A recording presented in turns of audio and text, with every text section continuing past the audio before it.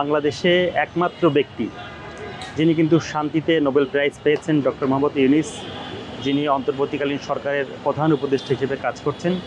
আর একজন ব্যক্তি যিনি বাংলাদেশের সাবেক রাষ্ট্রপতি এবং সাবেক প্রধানমন্ত্রী, দুইজনের জ্যেষ্ঠ পুত্র।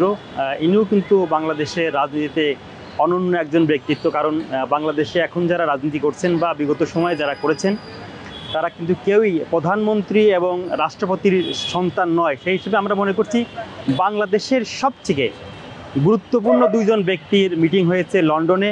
এই মিটিং থেকে আমরা বাংলাদেশের জনগণ এবং আগামী দিনের যে রাজনীতি, সেটা নিয়ে ফলপ্রসূ আলোচনা হয়েছে।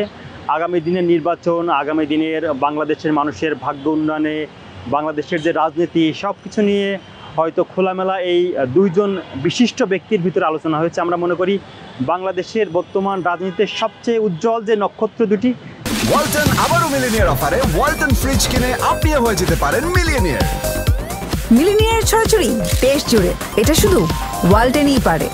সেটি কিন্তু ডক্টর মোহাম্মদ ইউনূস এবং তারেক রহমান তাদের এই আলোচনা থেকে বাংলাদেশ আগামীতে একটা ভালো রাজনীতিক নেতৃত্ব পেতে যাচ্ছেন, সাথে সাথে ভালো একটা নির্বাচন কী করে জনগণের কাছে উপহার দেওয়া যায়, সেই লক্ষ্য নিয়ে কিন্তু অন্তর্বর্তীকালীন সরকারের প্রধান উপদেষ্টা ডক্টর মোহাম্মদ ইউনূস এবং বিএনপির ভারপ্রাপ্ত চেয়ারম্যান জনাব তারেক রহমানের কিন্তু একান্ত আলোচনা হয়েছে। আমরা মনে করছি আগামী দিনে যে নির্বাচনটি হবে, সেই নির্বাচনে এই দুজন ব্যক্তির যে আলোচনা, সেই আলোচনাতে মাঠে কিন্তু অলরেডি আমরা একটা নির্বাচনী যে বাতাস বইতে শুরু করেছে এবং বাংলাদেশের জনগণ কিন্তু মানসিকভাবে প্রস্তুত হতে শুরু করেছে যে বিগত তিনটি নির্বাচনে 14, 18 এবং 24 এই তিনটি নির্বাচনে কিন্তু বাংলাদেশের জনগণ ভোটের অধিকার থেকে বঞ্চিত ছিল।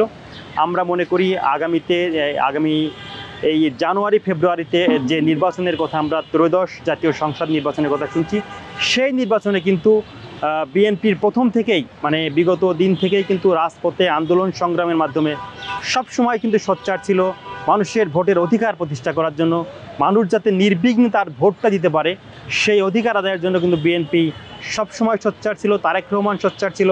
সাথে সাথে আমাদের যে ছাত্রদল, যুবদল, স্বেচ্ছাসেবক দল, সবসময় কিন্তু আমরা রাজপথে মিছিল করেছি, মিটিং করেছি, সমাবেশ করেছি এবং গুলির সম্মুখীনও কিন্তু আমরা হয়েছি শুধুমাত্র মানুষের এই ভোটের অধিকারটাকে ফিরিয়ে দেওয়ার জন্য।